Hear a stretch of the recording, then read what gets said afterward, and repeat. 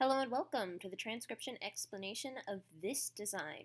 I'm really excited to be adding on to this beautiful design I'd done in the past, and your tattoo artist has done wonderful in copying down the designs and adding their flowers and stuff. Anyway, I'm going to go ahead and explain how to read this design. So this script, you start reading at the bottom and then going counterclockwise, which is true for the letters in the words as well as the words in the sentences. And then for tattoos, because your arm can move and stuff and the bottom changes, it's just important to know that the bottom is down here by the elbow, so you know to start reading there. So that means this is the word together. So our first letter of our first word is this shallow divot, which is the same stem as this one. And there are no dots and no lines on it. This open circle is a vowel, but it is not a modifying dot because the modifying dots all have filled in centers.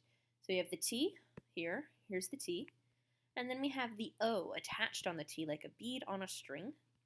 And then we have our next letters here. This is a deep divot, like an omega, in this top row here. And there is one line modifier ending on that, so that would be a G. And then we have the E hanging out inside the word circle, like this. Follow that down, that's an E. And then we have this circle on the line of the word circle.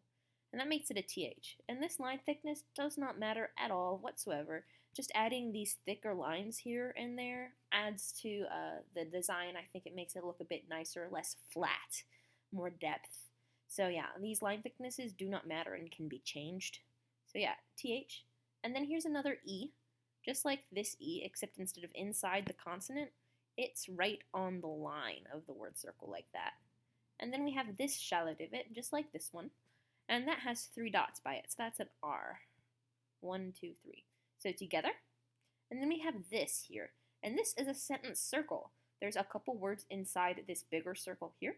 And this sentence circle starts with a comma. A comma is a filled-in dot on the line of the sentence circle. And sentence circles can have divots, like a T or a B, and that doesn't affect the sentence or cause any punctuation. But it is a spot where you can put punctuation marks like this comma here at the end. So anyway, here's the bottom. Continuing around, here's the comma, and then here's our first word in this little sentence circle. The bottom of it's here. And this is our first letter stem. It is a deep divot just like this one, except it has 1, 2, 3 lines. So this line ending here and here counts twice, both there and there. And then the third one is here. That makes it an F. And I do that sort of a trick where I curve it around a lot. Like this is the 2 lines on the war here. This is 2 lines on the H here. Same thing on the H here. And then the S. Anyway, I do that a lot. So here we have an O, like a bead on a string. So this here. And then we have an R, 3 dots just like that R. Another E just like that E. Then we have a shallow divot with 1 line.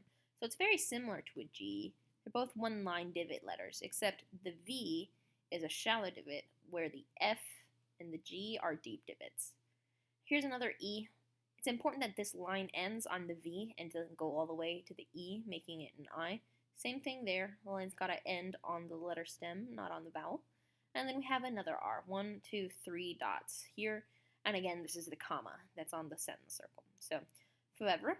And then we have this word, bottoms here. Our first letter is this one. It's an A, little guy outside the word circle. An N has 1 line on it and is a circle inside the word circle. And then 3 dots on the D, making it and. And then our next letter, our next word in the sentence is this one. The bottom of it's here. It starts here at the bottom because this is, again, towards the elbow is at the bottom. So this line kind of helps you keep that in mind as far as where the bottom is. So our first letter is this one here, and that's an A. And an A is a circle outside the word circle, just like that one. And then 3 dots on the L. Then we have a W, A, Y with 2 dots. And then this shallow divot with 1, 2, 3 lines on it is an S. So this here is just one of the lines from the S. And then we have the comma at the end of that sentence. So yeah, towards the elbow is at the bottom, so that would be always. And then we have an N here, 1 line on it, just like that N, and an O inside the word circle. So no. And then here's our next letter, M with 3 lines, an A outside the word circle, and then this is the only spot where line thickness matters. So this is set up kind of like one of my thick lines, except it's just 2 thin lines. And these 2 thin lines have to be the same thickness as each other because that is a double letter, and a double letter is two kind of concentric arcs or two of the same letter stem, and the same thickness means it's the same letter twice. So we want these to both be T's.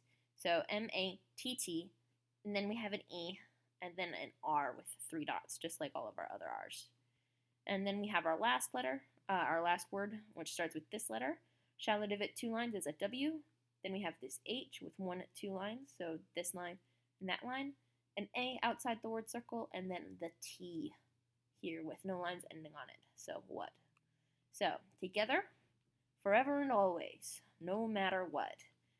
And I'm really, really proud of how this design all flows together. We have this big arc here and this big arc here, and they're all connecting up to a bunch of different letters. Like this connects up 3 letters on 3 different words in 3 different chunks of the sentence, and flows really, really well with the arm. So yeah, I'm proud of this.